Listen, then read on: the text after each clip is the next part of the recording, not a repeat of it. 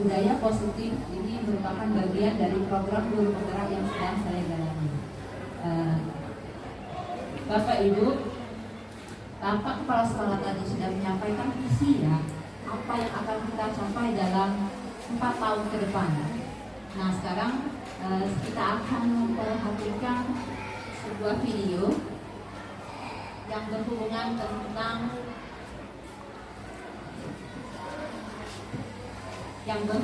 dengan visi. Bagaimana cara kita mencapai visi tersebut.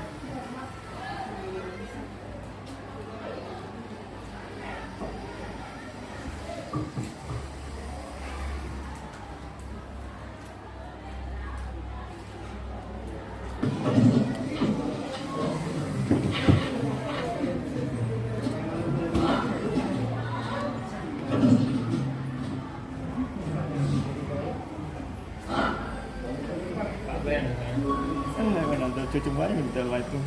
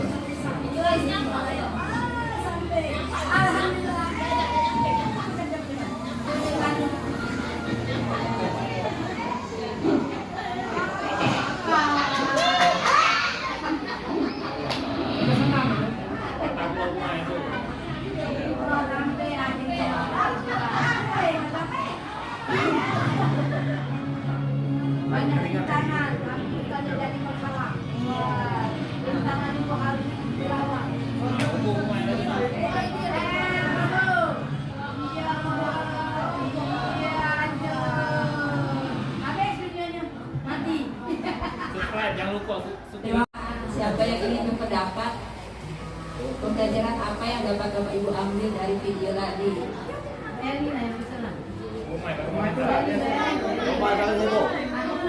Ayo silakan. Terima kasih. Setelah menyaksikan video kada cek rame. Rasanya video itu memberikan semangat kita, terutama untuk guru, bahwa banyak sekali masalah-masalah yang kita hadapi dalam memberikan pelajaran kepada siswa, baik sarana maupun sarana, tekadnya, lingkungannya agak-agak sulit, tapi kita harus menggunakan semua cara untuk mencapai keberhasilan mencapai. Kalau kita tidak, mungkin kita akan menyerah, ya, tidak akan mencapai apa yang kita inginkan, terutama menciptakan visi misi yang telah kita buat, yang telah kita tentukan. Terima kasih. Assalamualaikum warahmatullahi wabarakatuh. Waalaikumsalam warahmatullahi wabarakatuh. Kita kasih aplaus untuk Ibu Eli. Ya, sangat benar ya apa yang dikatakan oleh Bu Eli. Ternyata banyak rintangan, tapi tidak mudah Bapak Ibu untuk mencapai visi. Tapi dengan niat pantang menyerah, kita gunakan segala usaha, segala apa yang ada Bapak Ibu, dari yang kecil-kecil sampai yang paling besar, gunakan seluruhnya. Maka insya Allah visi kita tadi akan mencapai. Nah, berhubungan dengan visi yang sudah dikatakan, sudah dipaparkan oleh Bapak Kepala Sekolah, selain tekad yang kuat, nah, kita membutuhkan lingkungan Bapak Ibu. Kita membutuhkan lingkungan dan peran guru untuk mencapai visi tersebut, ya. Lingkungan yang positif dan peran guru dalam mewujudkan visi sekolah. Nah sekarang Saya ingin mengajak Bapak Ibu guru pada hari ini menciptakan bersama-sama bagaimana lingkungan yang positif bisa kita ciptakan di SMP Negeri 1 Sembawang.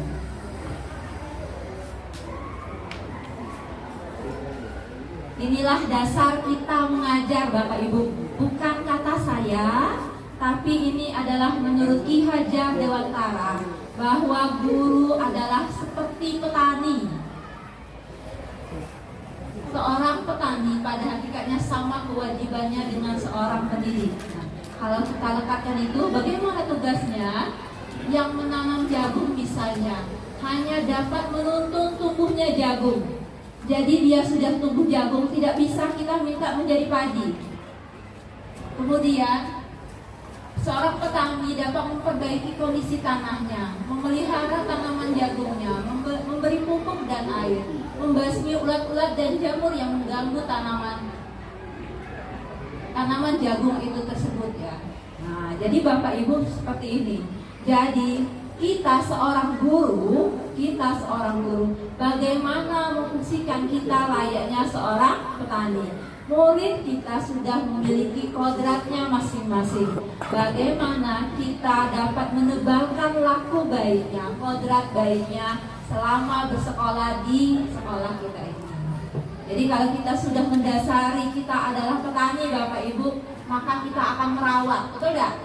Tidak mungkinlah kita ingin menghasilkan ladang kita yang gersang, yang tidak mempunyai buah. Pasti kecewa kan? Nah, kalau kita sudah berprinsip seperti itu, maka kita akan tergerak bagaimana menciptakan anak didik kita yang maksimal. Pada akhirnya kualitas capaiannya. Kita lanjutkan.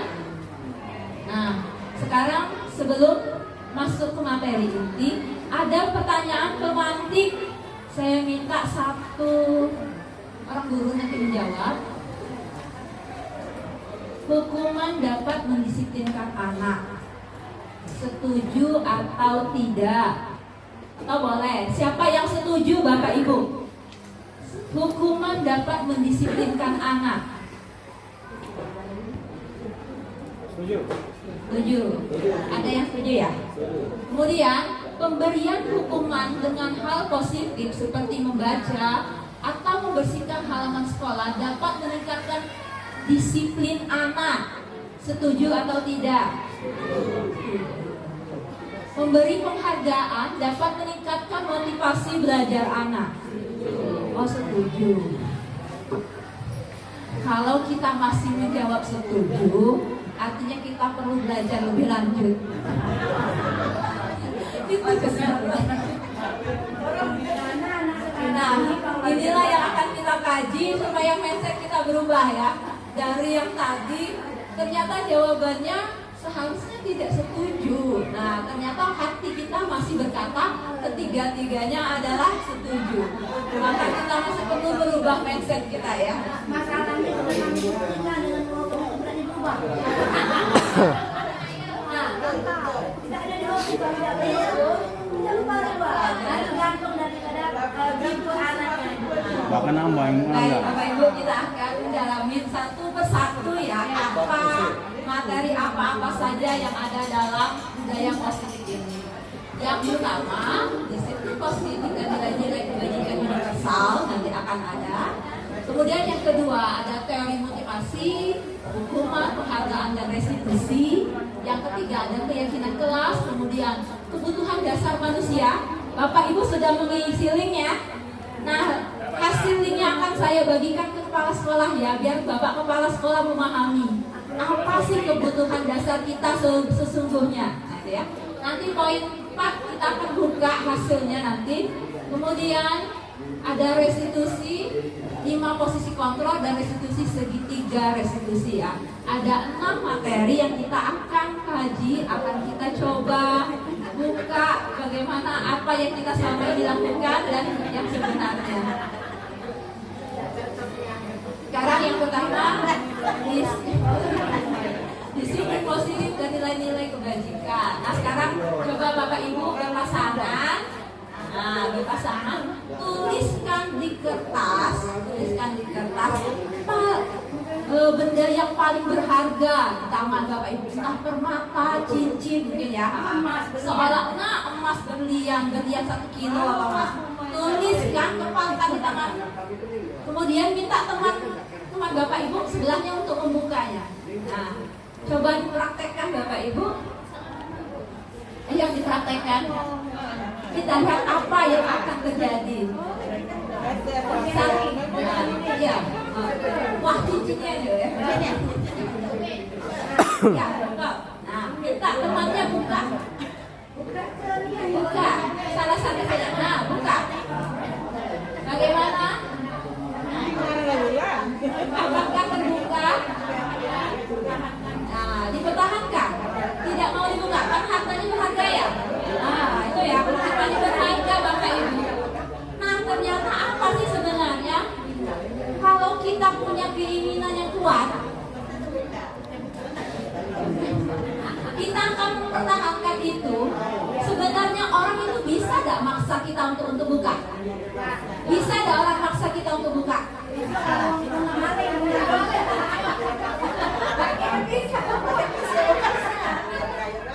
Kenapa kita buka? Karena tangan kita terbuka. Ya, itu kenapa? Karena kehendak kita membukanya. Nah, iya kan? Masih kehendak kita, aduh sakit aja terbuka. Nah, kalau tangan kita tidak sakit, apakah kita akan buka? Tidak, Bapak Ibu. Nah, karena apa? Itulah yang termasuk nanti teori kontrol ya, Bapak Ibu. Ya. Jadi sebenarnya yang bisa mengontrol kita sendiri itu adalah kita sendiri. Tidak ada orang lain yang bisa mengintervensi kita, hanya kita sendiri.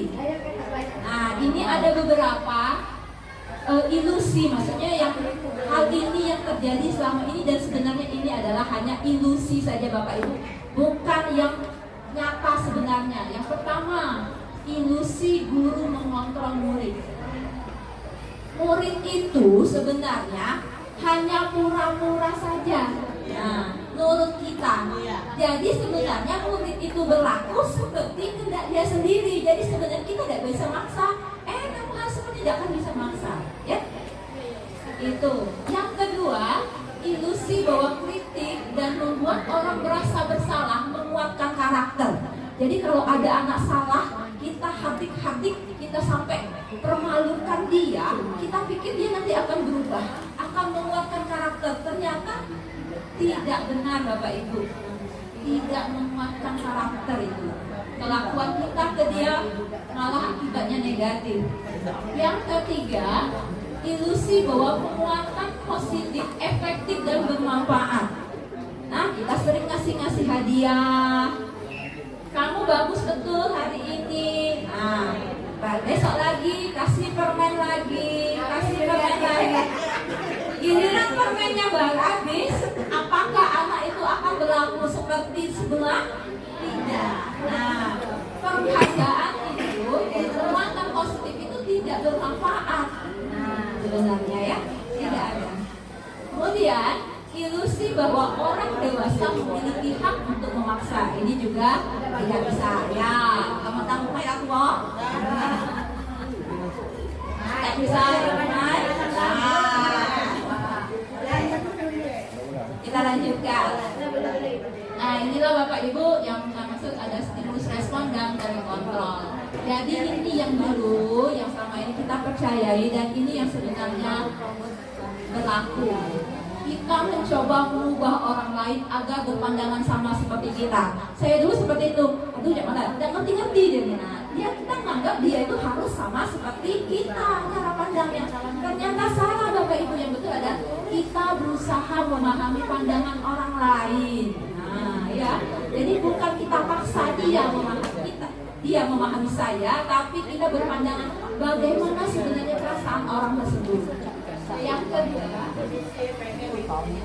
perilaku buruk dilihat sebagai suatu kesalahan. Nah, Bapak Ibu salah. Jadi perilaku buruk anak-anak itu bukan suatu kesalahan, tapi sebenarnya mereka mempunyai tujuan. Nah, nanti tujuan ini kita lihat dari mana? Dari kebutuhan dasar manusia. Kita akan kaji ya nanti. Kemudian Ada lagi, saya bisa mengontrol orang lain. Ternyata Anda tidak bisa mengontrol orang lain. Orang lain bisa mengontrol Anda. Dan ternyata dari kepalang tangan tadi sebenarnya hanya kita sendiri yang bisa mengontrol kita ya. Kemudian pemaksaan ada pada rujukan gagal. Jadi kita maksa itu sebenarnya rujukan gagal. Nah, sebenarnya yang bagus itu adalah kolaborasi dan konsensus untuk menciptakan pilihan-pilihan baru.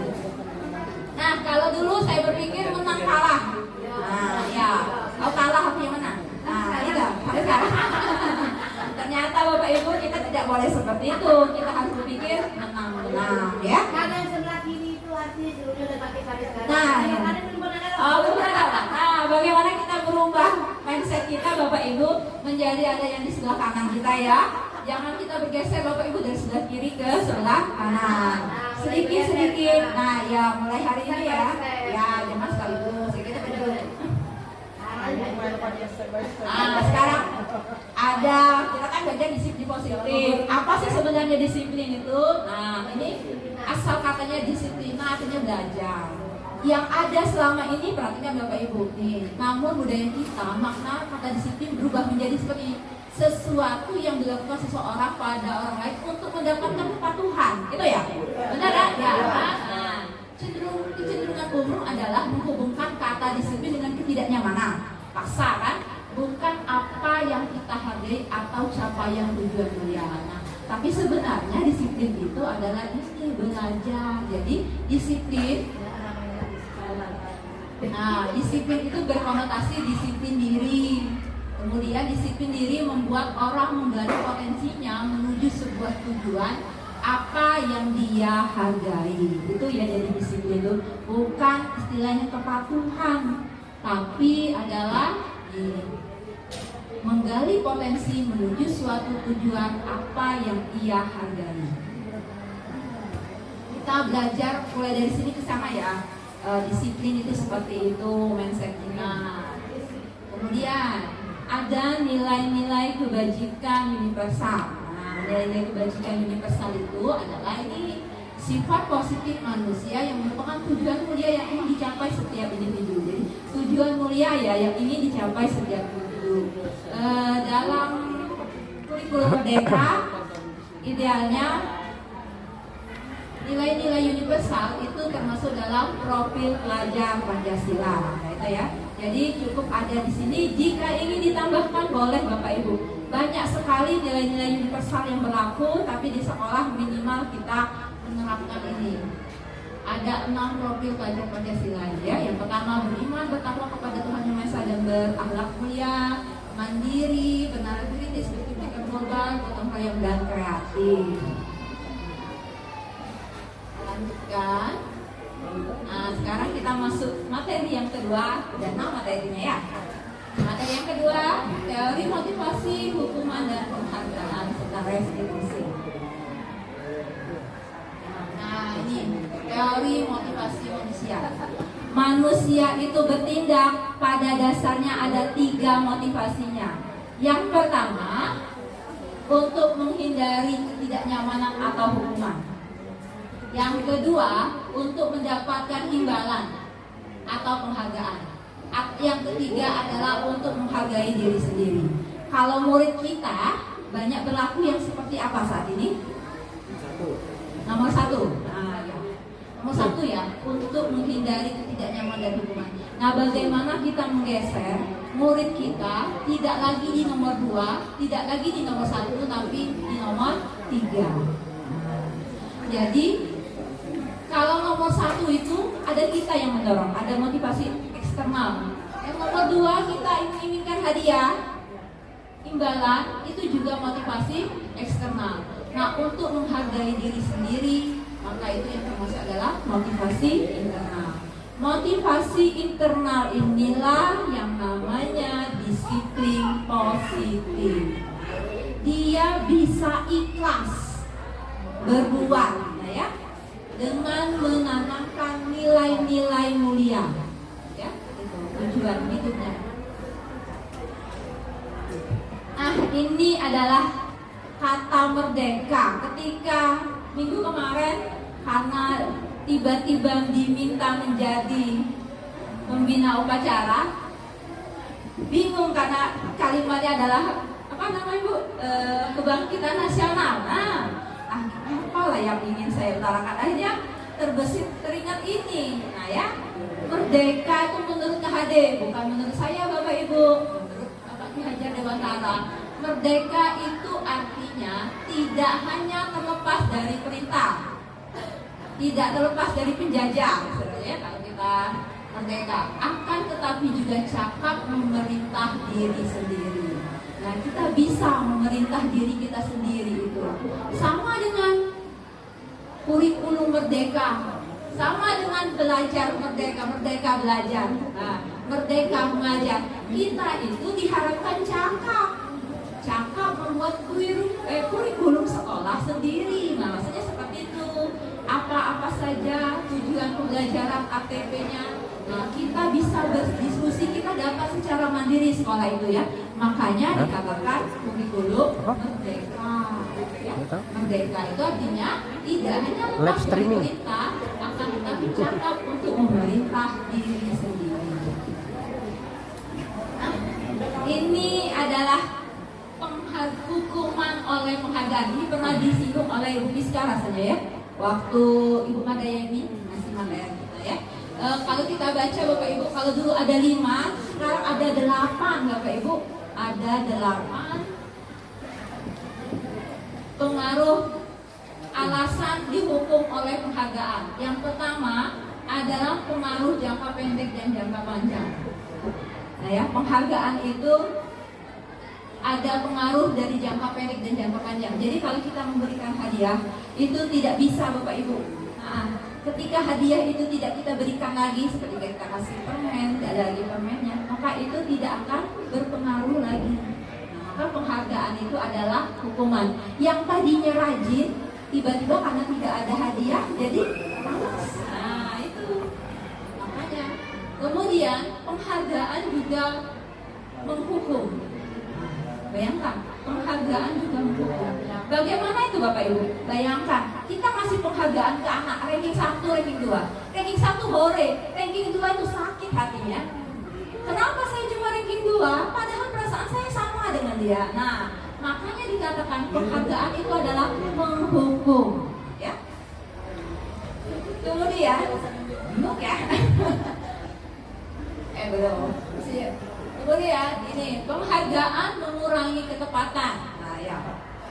Jadi ini adalah hasil apa tuh? Hasil studi, hasil riset ya, mengatakan ada anak kelas berapa, sejumlah kelas itu ada yang diberikan hadiah, sudah dikasih tahu mereka untuk menyebutkan kata-kata, pesan berantai menyebutkan kata-kata, ini hadiahnya ini. Kemudian ada yang tidak diberikan, kasih tahu tidak ada hadiah. Nah, ternyata hasil riset, anak yang disebutkan ada hadiah itu malah tidak tepat, mungkin karena gugup barangkali ya.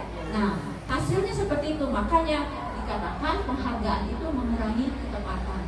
Kemudian penghargaan juga tidak efektif. Ada penghargaan yang tidak efektif Bapak Ibu, yang sering kita lakukan ya, yang berkali-kali. Nah, jadi penghargaan itu mestinya tepat sasaran, nah seperti itu ya. Jadi jangan. Contohnya ini seperti ketika orang seniman, nah ya seniman diminta mencipta lagu dengan imbalan dengan seniman yang belum menciptakan lagu tanpa ada paksaan. Ketika dia diminta untuk menciptakan lagu karena ada hadiah, maka biasanya perasaannya itu menjadi terganggu, malah hasilnya tidak maksimal. Dan penghargaan itu menjadi tidak efektif. Kemudian penghargaan merusak hubungan, betul tidak? Kita sama, tidak tahunya yang satu dikasih hadiah, kita tidak. Nah, makanya ada rasa iri, ada rasa cemburu. Makanya dikatakan penghargaan merusak hubungan. Kemudian sama seperti ya, penghargaan menurunkan kualitas. Sama seperti yang tadi lomba seni, ibaratnya sama seperti itu. Kemudian penghargaan mematikan kreativitas. Nah, ini juga karena dipaksa-paksa Bapak Ibu. Karena ada reward seperti itu, orang itu kadang-kadang bisa berpikir normal. Nah, makanya kreativitasnya menjadi beku, tidak bisa berpikir benalar, otak kanannya tidak bisa berkembang, ya. Jadi dia kaku, makanya mematikan kreativitas. Kemudian penghargaan mengurangi motivasi intrinsik, betul ya? Nah, kita ada penghargaan itu kan makanya dari luar. Akibatnya apa? Motivasi dari diri kita sendiri itu menjadi lebih turun. Nah, sekarang apakah penghargaan itu tidak boleh? Nah, boleh. Tapi sepertinya seperti ini ya Bapak Ibu. Nah, ada bentuk program apresiasi kebijakan, bentuk program kebijakan atau apresiasi. Jadi ketika kita memberikan apresiasi, mestinya kita memenuhi poin-poin ini. Yang pertama, secara khusus, ya. Kemudian secara pribadi, berikan pengakuan. Kemudian berikan kepada semua murid, artinya bergantian pujian itu, di pujian ya, pengakuan. Kemudian pengakuan secara konsisten. Jadi ketika anak mungut sampah kita bikin jempol, maka anak-anak yang lain kalau bikin buang sampah pada tempatnya kita harus jempol. Jangan samtu lewat. Tadi ibu lagi kasih jempol, ibu yang kawan aku mau sampah apa bu? Tidak lagi. Nah itu tidak konsisten Bapak Ibu. Ya. Kemudian fokus pada prosesnya. Bagaimana caranya? Ini adalah cara memberikan apresiasi Bapak Ibu. Kita buka, ada pembukaan, ada nilai kebajikan yang diucapkan, ada situasinya. Kita harus mengucapnya seperti itu ya. Saya juga belajar Bapak Ibu. Contohnya seperti ini. Kemarin, mungkin Ibu ya, Ibu perhatikan rasa empatimu besar sekali pada saat menolong murid baru di kelas kita. Nah, seperti itu ya. Jadi ada pembukaan, ada nilai kebajikan, empati yang kita sebutkan, ada situasinya ketika menolong murid baru. Kemudian yang kedua, Ibu menghargai kepedulianmu pada saat kamu membantu teman-temanmu di tugas kelompok. Nah, jadi kita memberi apresiasi khusus kepada anak itu ya. Ada peduli yang kita sebutkan. Kemudian lagi, terima kasih untuk rasa tanggung jawabmu pada saat kamu memungut kertas-kertas yang berserakan di lantai, ya. Jadi ada poin-poin, ada pembukaan, ada nilai kebajikan, kemudian ada situasi yang kita ucapkan. Kalau kita ini banyak kalimatnya putus ya, bagus, ya, bagus apanya, nah, perlu disebutkan. Nah, apa nilai kebajikan yang bagus itu? Apa situasi yang kita katakan bahwa itu adalah bagus? Nah, ini adalah perbedaan hubungan dan tidak terlambat lagi karena terlambat ke sekolah. Itu termasuk konsekuensi atau hukuman? Hukuman, ya. Kemudian lari ke mengelilingi lapangan basket 2 kali karena terlambat hari di sekolah. Hukuman. Jangan lagi Bapak Ibu.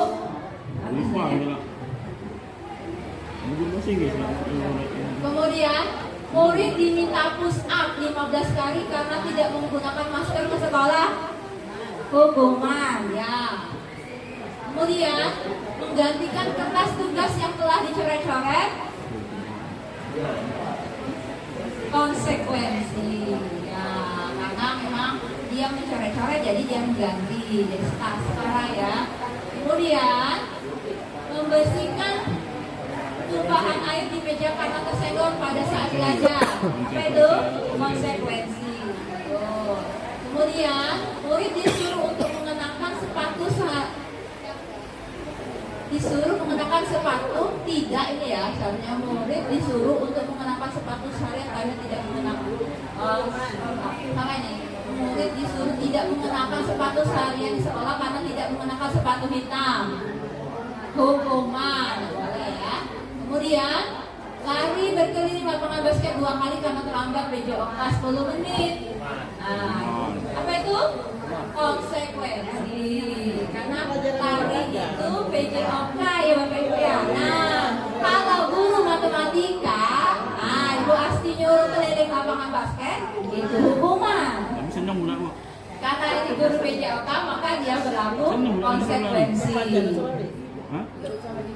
Iya. Nah, sekarang apa itu restitusi ya? Kita sudah tahu itu hukuman, konsekuensi, dan yang terakhir adalah restitusi. Apa restitusi? Adalah proses menciptakan kondisi bagi murid untuk memperbaiki kesalahan mereka sehingga mereka bisa belajar kembali pada kelompok mereka dengan karakter yang lebih kuat ya. Kita memperbaiki kesalahan mereka. Mereka berbuat salah, kita mencoba menciptakan kondisi mereka itu untuk memperbaiki kesalahan mereka ya, dengan karakter yang lebih kuat. Jadi bukan dihukum, bukan memberikan konsekuensi, tapi memberikan restitusi. Nah, ini ada 9 ciri-ciri restitusi. Pertama, bukan untuk menebus kesalahan, namun belajar dari kesalahan ya. Kemudian memperbaiki hubungan, tawaran bukan paksaan. Restitusi juga menuntut untuk melihat ke dalam diri. Restitusi mencari kebutuhan dasar yang mendasari tindakan. Restitusi diri ada cara yang paling baik. Kemudian fokus pada karakter bukan tindakan. Fokus pada solusi. Kemudian mengembalikan murid untuk yang berbuat salah pada kelompoknya. Jadi kalau kita sudah memiliki 9 ini, artinya kita sudah melakukan restitusi. Nah, ini adalah perbedaan antara hukuman, konsekuensi, dan restitusi. Yang tadi yang pertama, sesuatu yang menyakitkan harus terjadi. Kalau konsekuensi sesuatu harus terjadi. Harus restitusi adalah sebuah merupakan pilihan. Kalau jangka panjang hukuman Bapak Ibu itu akan berakibat jangka panjang. Anak-anak itu ingat loh. Kalau Bapak Ibu ditanya hal yang menyakitkan saat Bapak Ibu sekolah, pasti ingat, ya kan? Pasti ingat siapa guru yang mengecewakan Bapak Ibu. Nah, pasti ingat kenapa? Yang seperti itu memang ingatan kita jangka panjang. Nah, makanya ketidaknyamanan untuk jangka panjang. Kalau kita memberi hukuman, saya tuh termasuk orang yang jarang dihukum ya, karena mungkin murid yang patuh Bapak Ibu. Jadi sepanjang hidup saya, perasaan saya dihukum itu 1 kali, dan saya merasa bukan karena saya, karena sekelas kami itu kotor, maka kami harus duduk seperti ini. Seluruh punggung kami digebuk pakai sapu lidi. Nah, itu kelasnya kelas 3 SMP. Sekarang umur saya sudah hampir 46 tahun dan saya masih ingat ya. Siapa gurunya masih ingat. Nah, itu akibat apa? Hukuman itu adalah jangka panjang. Berkesan betul. Tapi kesan negatif itu ya. Nah, kemudian kalau konsekuensi ini jangka pendek Bapak Ibu, karena sesuai. Nah, kalau restitusi itu sifatnya adalah menguatkan ya, menguatkan jangka panjang. Kemudian hukuman, korban mendapat keadilan. Betul. Kalau kita hukuman, kalau kita mempunyai lawan kita dihukum karena kesalahan dia, maka korban itu mendapatkan keadilan. Ya, yang kita yang kena siksa itu mendapatkan keadilan karena lawan kita kena pukul misalnya oleh guru. Nah, korban merasa diabaikan karena konsekuensi. Oh, sudahlah, maaf saya kalau tadi tidak apa-apa. Nah, itu konsekuensi. Jadi gantinya ini kancing baju yang mas, jadi kakek dipasang lagi. Seperti itu Bapak Ibu, konsekuensi. Korban bisa diabaikan. Kemudian, nah, kalau sih korban mendapatkan ganti. Kalau seandainya tadi baju kancing bajunya terlepas kemudian dipasangkan, maka ia adalah restitusi mendapatkan ganti. Kalau korban diabaikan, tidak bisa diabaikan, kita buka pertanyaan aja, itu sudah artinya tidak ada. Korbannya merasa diabaikan.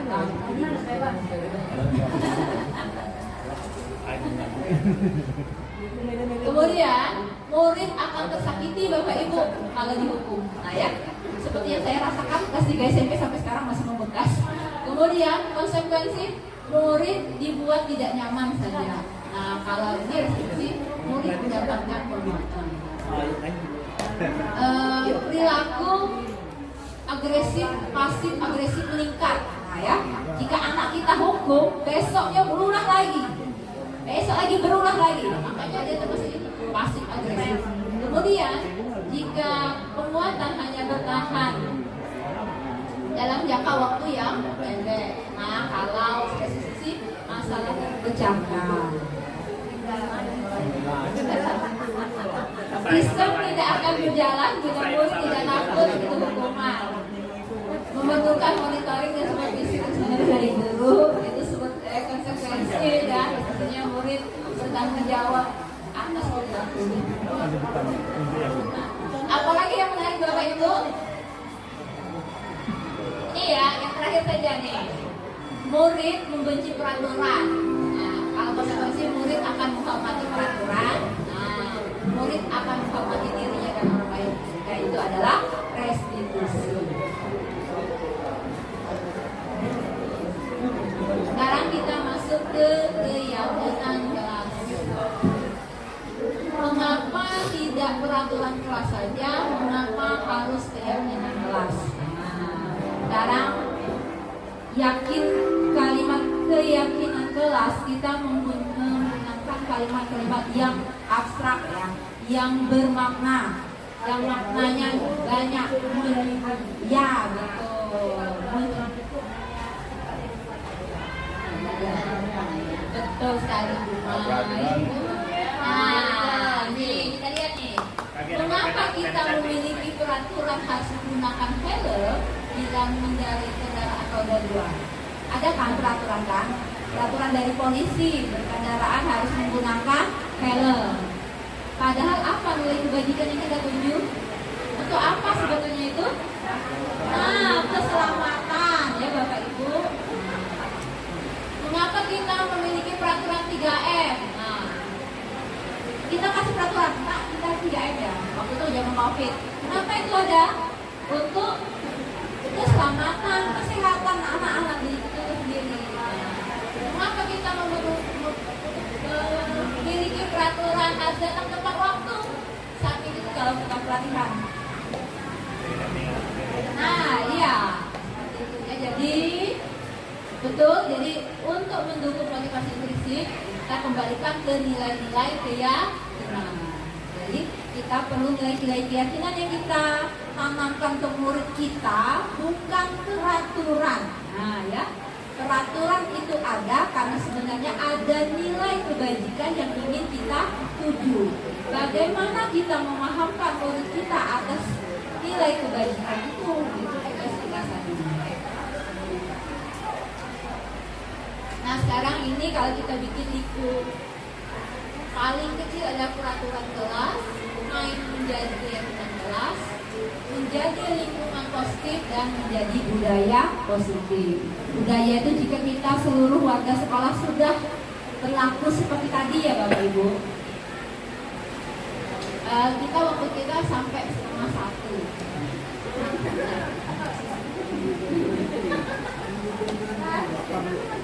Kemudian ada perbedaan antara peraturan dan keyakinan kelas. Nah, kalau peraturan selalu kembalikan buku ke tempatnya.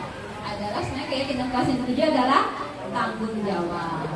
Dilarang mengganggu orang lain. Nilai keyakinan kelas yang ketujuh adalah menghormati orang lain. Hadir di sekolah 15 menit sebelum pembelajaran dimulai. Maka sebenarnya keyakinan kelas adalah menghormati orang lain dan berkomitmen.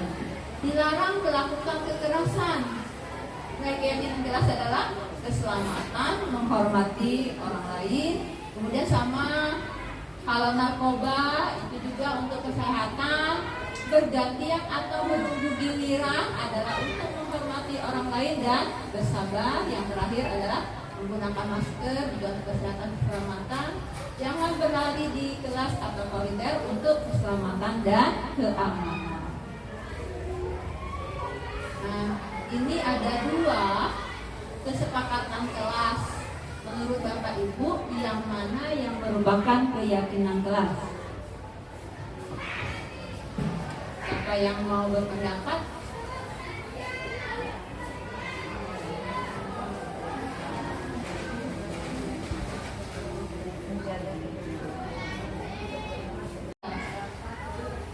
Yang mana yang masuk keyakinan kelas dari A dan B. Itu ada kesepakatan kelas dua-duanya. Yang mana yang masuk keyakinan kelas? B. Pak? Yang A atau yang B?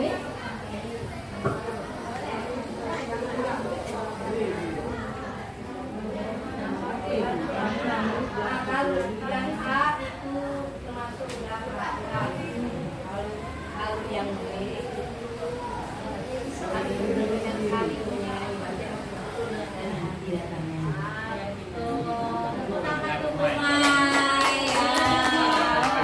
Guru BK jago ya. Gaya muslim boleh.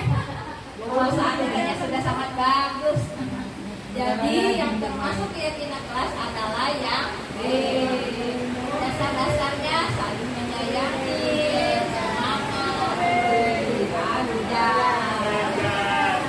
mati saja ya. Kita lanjutkan.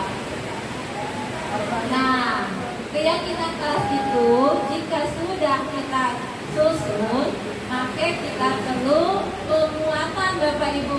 Penguatan bagaimana? Nih, pendalaman keyakinan kelas. Jika misalnya dalam keyakinan kelas tidak ada format bekerja diterima dan dimiliki, maka kita bisa buat model Y dan model T ya, model Y dan model T. Ini contohnya Bapak Ibu. Nah, kalau Bapak Ibu sudah menyelesaikan PMM, rasanya ada juga di PMM ini ya. Kalau tonton sampai habis videonya ini ada. Nah, kalau kita ambil keyakinan kelasnya adalah format, maka yang terlihat adalah berempati terhadap perasaan orang lain, memegang barang milik orang lain hanya dengan izinnya, kemudian mendengarkan dengan seksama, kemudian senantiasa berbuat baik, dan terakhir berbagi. Nah, itu terlihat kita nampak kalau bisa dari ya, sudah hormat. Terlihat. Bagaimana kalau terdengar? Kalau dia berucap seperti ini, yuk saya bantu. Nah, itu ya, sama kawannya. Kita bisa selesaikan ini sama-sama. Terima kasih atau tolong ya, permisi. Nah, itu boleh saya pinjam, minta izin. Jika kalimat-kalimat itu sudah muncul pada peserta didik kita, maka sebenarnya anak kita sudah meyakini, sudah memahami arti dari keyakinan jelas hormatnya yang diberikan. Kemudian berperilaku, bagaimana perilakunya? Tersenyum ramah, memberi salam hormat, kalau ketemu guru jabat tangan, seperti itu ya, memberikan ruang bekerja, dia postur tubuh tenang. Ya. Kalau perilakunya seperti ini, maka sudah kelihatan nampak bahwa anak kita sudah menerapkan keyakinan kelas dengan nilai kebajikan hormat. Belum. Kalau belum, kita belajar sama-sama merubah anak didik kita seperti ini ya. Nah, kemudian hormat. Kalau hormat, kalau kita pakai tabel T, tampak seperti datang tepat waktu, menyapa teman dan guru, membalikan barang teman setelah dipinjamkan dan mengucapkan terima kasih. Tidak tampaknya sering terlambat, tidak tampak lagi, tidak acuh kepada guru, tidak tampak lagi. Tampak tak? Masih ya? Tidak mengembalikan barang yang telah dipinjamkan dan letakkan sembarangan. Nah, kalau masih tampak seperti ini, maka kita perlu koreksi keyakinan kelasnya, kita dalamkan lagi. Begini anak-anak keyakinan kelas yang kita sepakati kemarin, ya, kita ulangi lagi. Kemudian kalau dia bekerja, tadi kita hormat ya. Ini sudah yang kedua ini, nilai keyakinan yang kedua. Nah, sekarang ini yang Bapak Ibu isi kebutuhan dasar manusia. Nah, ada 5 Bapak Ibu, terima kasih yang sudah mengisi linknya. Nanti saya akan buka apa sih hasilnya. Kebetulan di sini ada Bapak Kepala Sekolah yang mungkin akan merespon apa yang telah Bapak Ibu isi di sana.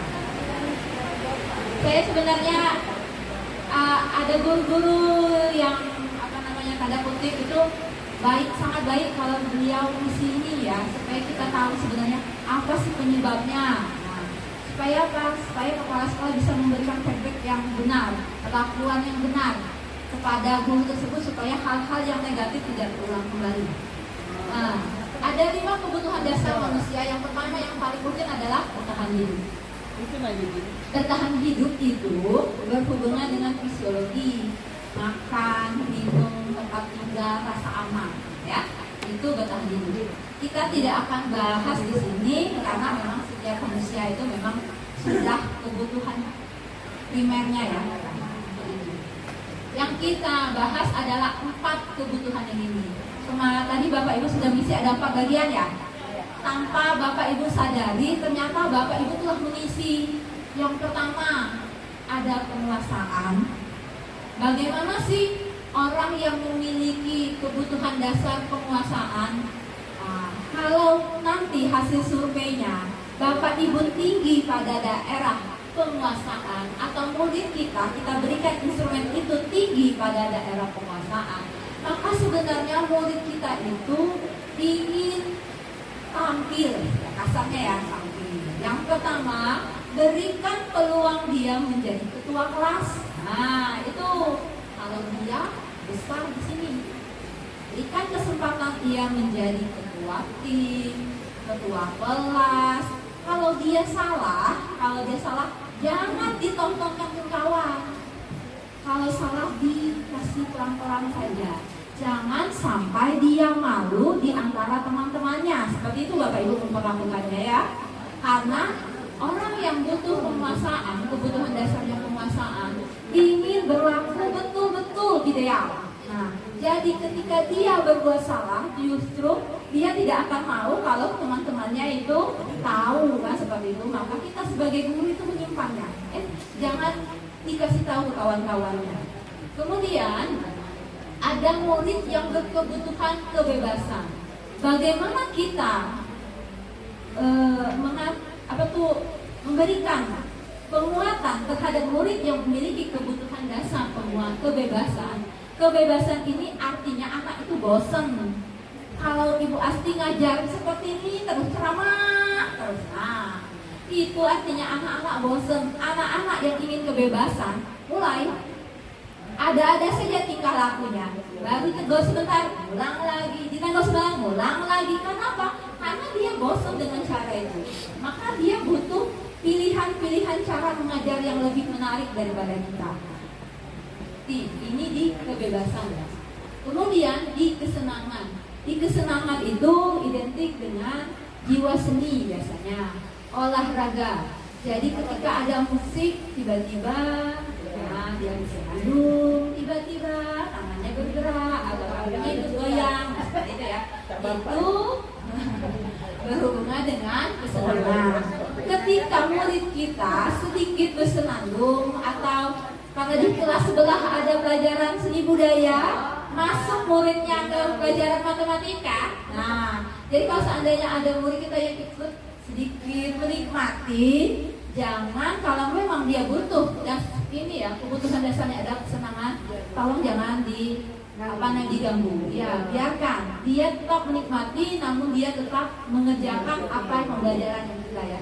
Jadi ada 2 yang dia kesenangan dia dapat, kemudian materi apa yang kita sampaikan juga dia. Nah, yang terakhir kasih sayang dan rasa diterima.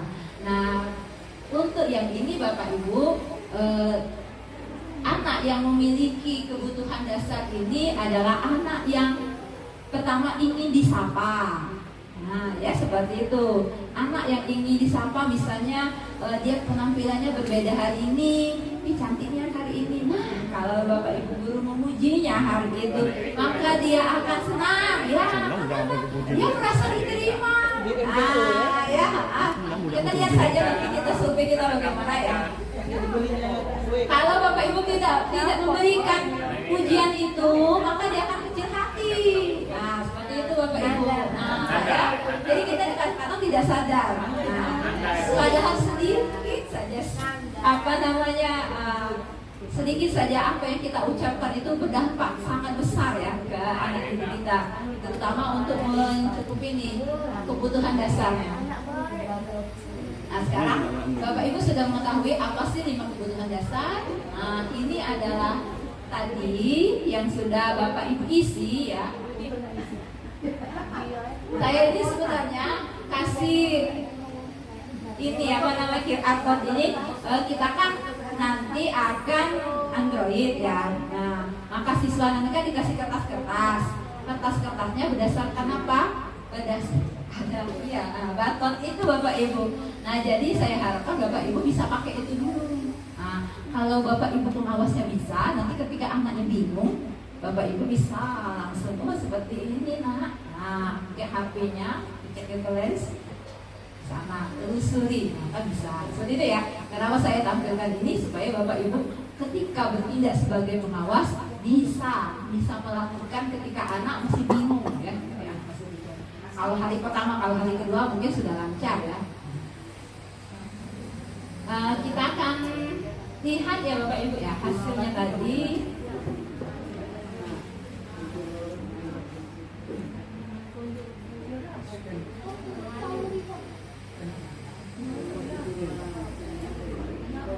Ini sudah saya hidden Bapak Ibu. Ada berapa responden yang sudah masuk?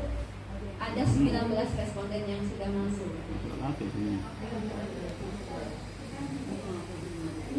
Ini bukan nilainya yang sebesar-besaran, tapi yang paling besar di Bapak Ibu itu adalah kebutuhan dasarnya. Kebutuhan dasar ini penting bagi Bapak Ibu.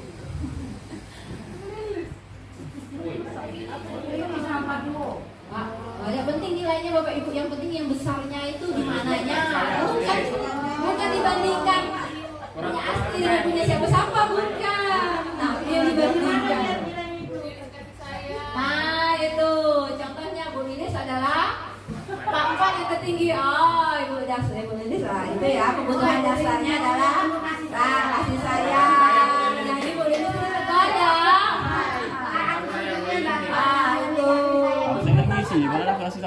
Jadi kalau respect itu diajak aja itu.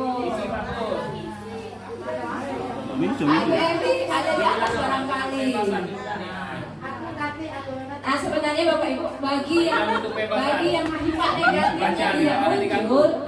negatifnya tidak muncul, ya. Misalnya di guru juga bagus bagus. Datang sudah Bapak Ibu. Tidak ada perlu intervensi yang lebih lanjut. Nah, kalau seandainya seperti ini ada rekan guru kita misalnya tidak hadir, tidak ada apa sebenarnya Bapak Ibu. Nah, disuruh ini tidak mau menjalankan tugas susah. Nah, jadi kalau Bapak Ibu bisa tahu ini, ternyata saya itu sebenarnya aku siapa ya sini ya. Nah, ya. Jadi kalau ini bisa diisi seluruh guru kita sangat baik sekali, terutama yang mungkin yang masih terlambat datang. Perlu kasih sayang dulu ya. Perlu kasih sayang. Mulai besok aku nanti belum ada. Selesai ya, aku sayang. Oi, banyak sayang kali. Ini ya Bapak Ibu ya, merasa makanan besok ini akan ada tes. Jadi dengan ini ya, dengan instrumen ini kalau kita berikan ke anak-anak kita bisa memberikan perlakuan ke murid kita, misalnya yang memilih penguasaan, misalnya yang memilih penguasaan yang besar, nah jadikan dia sebagai ketua kelas, nah, seperti itu ya. Nah, dia seperti kalau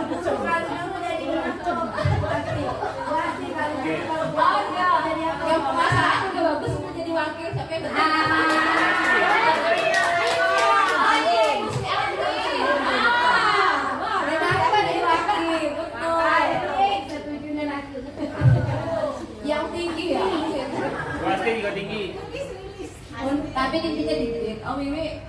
Bibik kasih sayang. Bibi artinya bibi itu nya lupa dia tiap hari ya. Yang kebebasan nih ngawat nih. Kebebasan besar. Gimana Pak? Seimbang 30 Siapa yang kebebasannya besar itu? Siapa Bapak Ibu? Ada enggak? Yang tertinggi Eli. Wah, Bu Eli hebat ya. Banyak betul imajinasi ya tuh ya. Ingin itu. Oh, ya bebas. Bulan? Jualan bebas. Jualan bebas. Kebebasan. Pantes ya kreatif. Dan juga mau beli ini, mau beli itu. Nah, Bu Deka Okta. yang ngisi Deka. Oh, ini ya. Bahwa yang terasa diterima. Okta butuh kasih sayang Okta. Okta. Okta ini kita terima ya, jangan terus. Ibu Sari sama besar ya, penguasaan dengan kasih sayangnya sama ya. Gitu. Ibu Hania, kasih sayang banyak, kasih sayang ya. Memang uangnya lembut. Oh, Bu Yoga, nah penguasaan. Nah, boleh nih jadi wakil. Kita jadikan ketua ya nanti ya. Ah, itu. Iya, itu memang sudah kebutuhan dia Bapak Ibu. Bisa kebacakan dari sini. Intinya guru di sini butuh kasih sayang. Nah, jadi dari sini kalau kita sudah kasih instrumen ke murid kita, Bapak Ibu wali kelas, saran saya kalau jadi wali kelas semester depan sebaiknya instrumen ini diberikan ya ke murid ya, supaya kita tahu siapa sih yang sebenarnya ingin jadi ketua kelas gitu. Nah, dengan misi itu langsung kelihatan di daerah mana, itu kan dari nanti dari 10 bagian pertama, kedua, ketiga, conteng, kalau conteng mana yang tertinggi itu ada di nomor 1 nomor 2 ya. Nah, maka ia adalah kriteria yang tepat untuk menjadi ketua kelas seperti itu. Kebebasan dan kesenangan. Merdeka. Ini bagusnya untuk intervensi ya kepada guru-guru, bisa rekomendasi kepada bapak kepala sekolah kalau seluruh guru itu mengisi. Nah, jadi kalau sifat negatifnya muncul, bisa kita kasih ruang itu yang dia butuhkan seperti itu Pak. Tapi Pak tunggu seluruhnya ngisi Pak biar Bapak tahu. Jadi bagus seluruh guru wajib isi ya. Nah sekarang kita lanjutkan.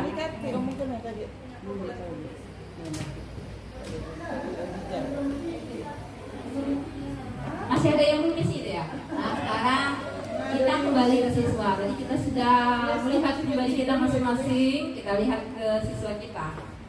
Yang pertama, kalau ada ini ceritanya murid ini datang ke orang tuanya bercerita. Ketika murid itu bercerita bisa begini, Ibu guru bilang aku tidak boleh bersenandung sewaktu mengerjakan tugas. Katanya kalau senang tidak ada suara. Padahal aku suka dan aku senang menyanyi. Maka kebutuhan dasar yang ia butuhkan sebenarnya adalah apa tadi? Bukan senang tadi. Betul ya, kesenangan. Oh. Yang kedua, ibu guru tidak menyapa aku hari ini, padahal aku pakai jepit rambut yang baru. Kasih sayang, ya. Kemudian yang ketiga, aku bosan masa belajar gitu-gitu aja, dengerin guru aja, maka darah ya, kebebasan. Aku sebel gambarku tidak rapi, malah ibu guru nunjukin ke teman-temanku di depan kelas. Bikin malu, ya. Jangan Bapak Ibu, maka sebenarnya adalah penguasaan. Dia ini tampilnya bagus Bapak Ibu, jangan dipermalukan gitu. Nah, ini adalah sebenarnya kasus untuk kepala sekolah ya. Tidak usah bahas ya. Kita lewatkan saja. Masalahnya nanti pertanyaannya ini apa namanya? Ada beberapa. Ini ceritanya ini ada guru. Aku dengan sayang enggak. Kepala sekolahnya baru. Aku tuh bilang, ya, kepala sekolahnya enggak baru. puji bila tu. Ya, Jago kau ni cantik kan kau ni. Saya kepala punya bini. Pak Malik ini Apa jawab dia? Aku sekarang ada bini keduanya. Tanya-tanya itu pokoknya searah gitu ya. Nah, Ternyata ditanya oleh kawannya, dia mempunyai jawaban-jawaban. Ini jawaban-jawabannya ya. Ketika jawabannya Pak Malik bilang, dia kan waktu rapat nanya-nanya terus. Dan ada yang nanya, kenapa? Iseng aja, saya sih sebenarnya iseng aja, tapi sebenarnya aku senang lihat kalimat baru itu kebingungan, lalu tanya-tanya. Nah, itu artinya dia kesenangan. Senang dia selesai. Nah, kemudian kalau dia jawab, ya biasa ya dikenal, nah itu ya, aku ingin bisa dikenal sama dia. Nah, kayaknya dalam kalian maka sebenarnya ya, nah terima kasih. Kemudian saya sebenarnya nggak paham beliau ngomong apa. Nah, makanya saya tanya-tanya, daripada saya tidak paham, masa aku yang udah senior tapi nggak kelihatan nggak paham. Nah, itu artinya dia butuh penerimaan ya Bapak Ibu, maka dia butuh pengusahaan. Gaya ngomong Pak Zulfikar menonton sekali, bosan sekali mendengarnya. Saya pikir tidak akan selesai-selesai ngomongnya begitu. Nah, ya.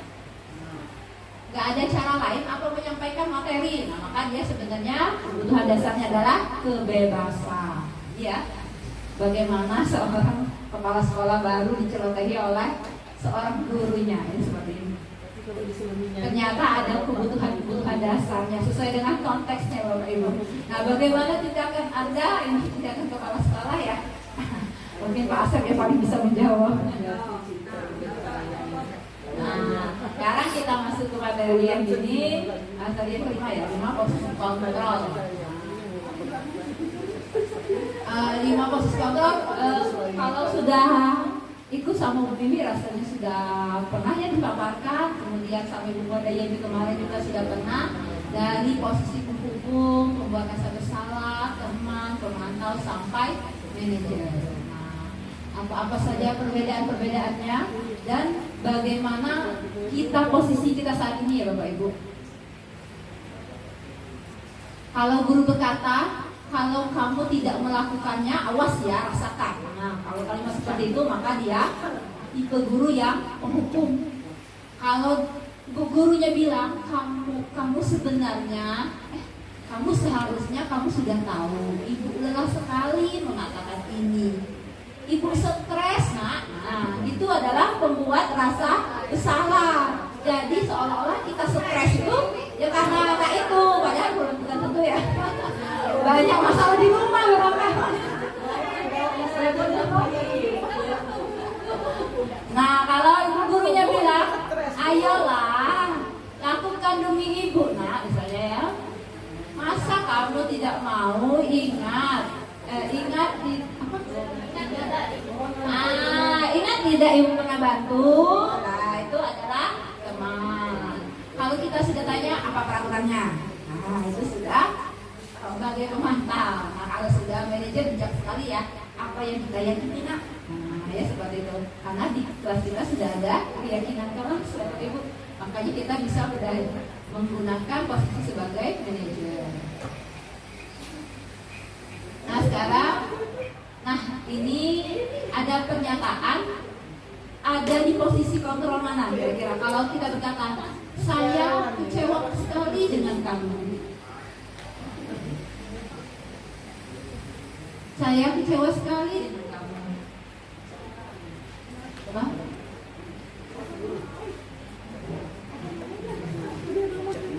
Pembuat rasa bersalah. Ya, pembuat rasa bersalah ya. Nah, betul. Kalau pernyataannya seperti ini, kamu tidak pernah benar melakukannya. Kamu tidak pernah benar melakukannya. Kalimat itu adalah penghukum. Ya, tidak pernah benar. Bayangkan dia selalu gagal. Kalimat itu ekstrim sekali. Padahal mungkin saat itu saja yang tidak benar, iya kan? Jadi seolah-olah dia dihukum oleh kalimat ibu gurunya itu. Nah, selalu salah. Tidak pernah benar, namanya penghukum. Kemudian, ayolah lakukan demi ibu. Nah, itu sebagai teman. Apakah kamu mau mendapatkan stiker bintang pada hari ini? Itu sebagai kita sudah memberikan Pemantau, mantra itu mantap ya. Kemudian kamu selalu paling terakhir. Kamu selalu paling terakhir. Apa itu? Apa? Ya betul, penghukum, betul ya, penghukum. Nah, kamu selalu paling terakhir, jadi selalu. Nah, padahal tidak selalu juga malam ya. Nah, karena itu, nah ya. Kemudian yang terakhir, bagaimana kamu bisa menyelesaikan masalah ini? Nah, ini yang paling tinggi adalah manajer. Nah, jadi Bapak Ibu, ketika kita sudah memahami kalimat-kalimat ini, maka kita berusaha ya menggunakan kalimat yang sebagai manajer atau sebagai pemantau. Jangan lagi kita mengucapkan kalimat sebagai penghukum atau pembuat rasa bersalah. Ya. Kita belajar Bapak Ibu. Nah, ini yang terakhir maka kita ada segitiga restitusi. Nah, restitusi tadi sudah diterangkan bahwa itu adalah proses yang menciptakan kondisi anak supaya dia kembali ke kelompoknya Bapak Ibu. Nah, bagaimana prosesnya? Ada 3 tahapan. Yang pertama menstabilkan identitas. Kita yakinkan anak ketika kita restitusi, apa yang terjadi kemarin nak? Saya ini Bu. Saya menyesal Bu. Ketika sudah ada kata menyesal, artinya anak sudah menyadari kalau dia sudah berbuat salah. Maka ketika dia sudah menyadari berbuat salah, maka Bapak Ibu perhatikan di sini, kita perlu menstabilkan identitas. Maka kita perlu setiap orang pernah berbuat salah. Jadi yang dia sudah menyesal, kita gembirakan dulu hatinya, ya. Bahwa setiap orang punya berbuat salah. Ibu juga pernah berbuat salah. Itu namanya menstabilkan identitas. Kemudian validasi kebutuhannya. Kenapa kamu berbuat seperti itu? Pasti punya alasan kan. Nah, ketika alasannya kita tahu bahwa arahnya tadi berkembali ke tadi ya, kebutuhan dasar manusia. Ternyata anak itu senang-senang, anak itu butuh kebebasan. Nah, maka kita kasih upah balik. Apa cuma seperti itu senang-senang yang dapat kamu melampiaskan untuk mendapatkan senang-senang? Nah, kita upah balik. Adakah cara lain supaya kamu tidak melakukan itu? Saya ini senang-senang. Adakah cara lain supaya tidak saat misalnya upacara senang-senangnya ditampilkan? Nah, seperti itu ya. Adakah cara lain? Nah, seperti itu kita bertanya adalah validasi kebutuhannya. Dan yang terakhir kita tanyakan keyakinannya. Apa sih keyakinan kelas kita saat ini? Nah, artinya Bapak Ibu bagaimana? Wajib ada di kelas kita keyakinan kelas ya. Nah, mudah-mudahan ini adalah materi terakhir. Ini hanya tadi sudah pentingkan ya, yang tidak akan tinggal lepas. Ini adalah yang telah saya lakukan selama membuat keyakinan kelas di beberapa kelas 9 berapa 95 ya. Pertama saya akan menampilkan tentang apa keyakinan kelas, dipresentasikan dulu. Kemudian ketika anak sudah paham apa keyakinan kelas, baru anak-anak menuliskan apa yang diyakini di kertas pada sticky note seperti ini ya. Mereka menuliskan di sini di kertas kecil. Kemudian dilanjutkan kertas kecilnya ditempelkan. Nah, ditempelkan. Sudah anak-anak tempelkan urun pendapatnya Bapak Ibu. Kita lanjut. Nah, kita mulai ini masih berantakan, kemudian kita spesifikasi berdasarkan apa nilai-nilainya. Jadi ketika nilainya masih berhubungan tentang semangat belajar, kita kelompokkan. Misalnya mengerjakan tugas, memperhatikan guru mengajar, itu satu tempat semangat dalam belajar seperti itu. Jadi kita kelompokkan, baru nanti terakhir kita buat keyakinan kelas dari poin-poin yang sudah kita dari saran-saran dari anak-anak yang masuk pada kita tadi ya. Nah, kemudian Bapak Ibu boleh memberikan umpan balik seperti ini. Yang terakhir tadi ada pendalaman keyakinan kelas. Setelah keyakinannya kelas berjalan 1 bulan, maka Bapak Ibu bisa menggunakan tabel T, tabel Y tadi, bertanya kepada anak apa yang sudah tampak, apa yang terlihat, bagaimana perilakunya. tentang keyakinan-keyakinan yang sudah kita susun. Jadi kita mengingatkan kembali ya, berintrospeksi bahwa Muhammad itu ini seperti itu. Kalau masih ada yang tidak tampak itu masih tampak, maka itu kita minta anak memperbaikinya. Inilah ini di kelas yang lainnya sama prinsipnya ada susun. Demikian Bapak Ibu materi dari budaya positif. Ini merupakan salah satu tugas saya, sekaligus ini mensosialisasikan tentang budaya positif yang bagus, sangat baik kita terapkan di kelas kita masing-masing. Syukur-syukur dengan keyakinan kelas kita dapat membuat keyakinan sekolah, begitu ya. Jadi Bapak Ibu ada pertanyaan? Saya buka sesi pertanyaan dari 6 materi tadi.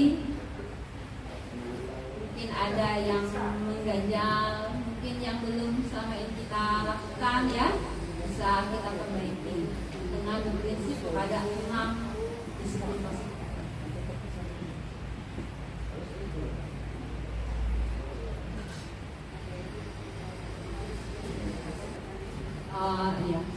Siap boleh Bu, kata Bapak ya.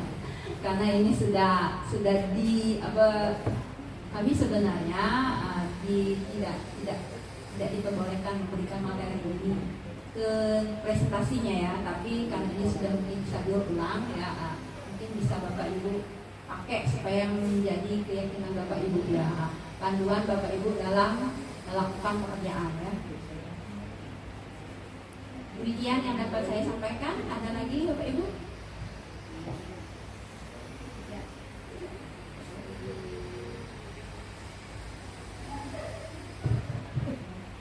Berkait dengan penghargaan dari Bu ya.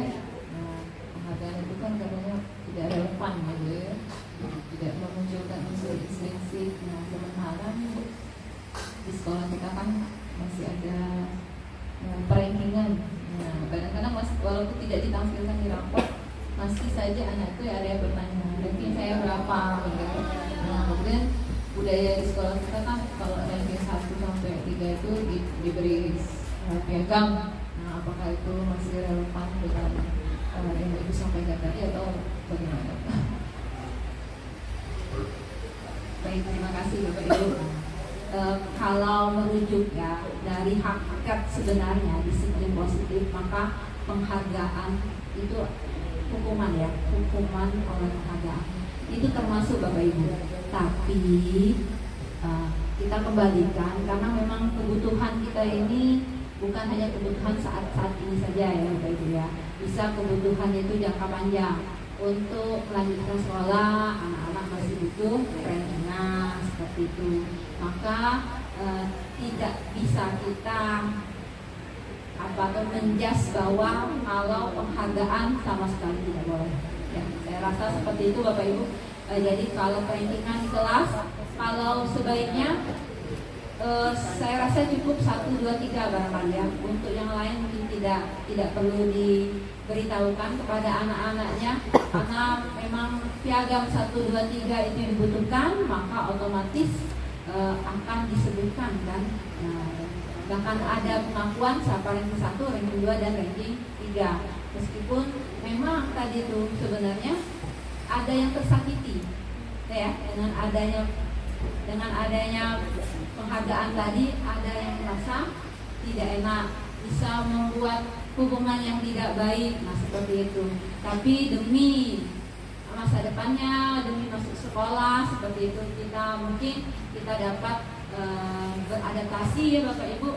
Tapi untuk yang lain-lain, makanya Bapak Ibu kalau ada kompetisi misalnya lomba nyanyi, nah seperti itu ya, kayaknya memang lebih bagus jangan lomba nyanyi, tapi adalah festival. Jadi setiap kelas diberikan kesempatan anak-anak untuk unjuk kebolehan mereka, bukan dalam arti akan diberikan penghargaan. Itu yang kita kurang bisa ya, ini ya, bukan memberikan penghargaan, tapi kita buat festival. Jadi anak-anak yang memiliki bakat di bidang seni, dia boleh menampilkan kebolehannya, boleh bernyanyi, boleh menari, seperti itu ya. olahraga boleh, tapi penghargaan dalam arti untuk meranking itu di sekolah diharapkan tidak dimunculkan kembali, seperti itu ya. Untuk meningkatkan minat dan bakatnya, kita bisa berunjuk dengan berupa festival dan unjuk hasil karya seperti berupa pameran. Jadi bukan perankingan. Bisa dipahami Bapak Ibu ya. Tapi kalau memang kejuaraan yang sudah ada, nah ini kadang-kadang ya, ini pun saat kami pembekalan pun jadi dilema ketika narasumber memaparkan tentang penghargaan itu adalah dihukum oleh penghargaan. Akan tetapi pada saat yang sama itu ada apresiasi untuk GTK, untuk guru. Nah itu ya, jadi dilema saat itu. Saat itu juga agak kebingungan. Karena apa? Kebijakan yang ada sekarang sebenarnya belum menerapkan seluruhnya dari disiplin positif yang diyakini, seperti itu. Jadi untuk kapasitas sekolah kita, misalnya kalau ranking kelas, artinya kan kalau seandainya pemerintah bisa berbuat seperti itu, mungkin dalam hal memang dibutuhkan jangka panjang untuk anak-anak, mungkin kebijakan itu tidak harus kita hentikan, tapi tidak apa-apa jalan seperti itu. Cuma kalau untuk mengadakan lomba-lomba sekedar bernyanyi, mungkin lebih baik festival saja. Itu sekedar saran dari saya ya. Terima kasih. Mungkin ada pertanyaan? Oh ya, silakan Mbak. Terima kasih Bu. Nanya sedikit, nanya sedikit masalah prestasi itu. Itu kan kata Pak Sekolah tadi menjelaskan untuk jalur masuk sekolah kan ada jalur prestasi. Nah, sedangkan kita kasih penghargaan kan tidak boleh. Nah, kalau kita kan pasti SMA tertentu atau SMP tertentu kan nanya kan, multi fisiknya mana Pak, mana ini nih Pak. Nah, kalau kita tidak kasih penghargaan itu cak mana Bu? Nah, masuk ke jalur itu. Sedangkan kalau zonasi kan ada batas jarak kan. Nah, itu kalau bernanya, itu penjelasan Ibu tadi. Baik, tadi sama dengan pertanyaan Ibu Bibi ya. Jadi kalau seandainya memang ada jangka panjangnya, meskipun kita sudah tahu penghargaan itu menghukum, mungkin tidak apa-apa kita langgar. Dalam arti kata seperti itu ya, kita langgar. Jadi penghargaan ranking 1, ranking 2 tetap boleh. Tapi seandainya saya rasa tidak ada barangkali juara lomba poli tingkat sekolah, ada nggak? Nggak ada kan? Tingkat kelas nggak ada kan? Tapi kan kalau ada memang kejuaraan olahraga pasti minimal kan apa kecamatan, kabupaten, provinsi atau nasional, seperti itu, internasional. Jadi kalau di luar itu boleh-boleh saja Bapak Ibu, tapi untuk lingkup sekolah kita ambillah yang memang memiliki dampak jangka panjang seperti ranking 1, 2, dan 3 di rapor. Ini penting kan? Nah, karena itu untuk masuk ke prestasi di SMA itu masih bermanfaat, gitu ya. Berarti di raport ditulis tak apa? Di rapor tidak ada lagi rasanya. Tidak ada lagi. Nah, itu diumumkan saat di depan. Iya. Iya. Cuma mereka dapat piagam saja. Itulah pembedanya. Yang juara sekarang dapat piagam. Tidak ada lagi sebenarnya di rapornya kan? Tidak ada. Baik, ada lagi? Pak, bagaimana Pak? Langsung tutup apa? Terima kasih atas kerjasamanya, atas perhatiannya, atas pertanyaan-pertanyaannya. Mudah-mudahan apa yang kita pahami pada hari ini dapat kita terapkan Bapak Ibu pelan-pelan. Kita mewujudkan sekolah kita ini memiliki budaya yang positif. Saya akhiri, mohon maaf jika ada kesalahan, dan kepada Allah saya mohon ampun. Wabillahi taufiq wal hidayah. Wassalamualaikum warahmatullahi wabarakatuh.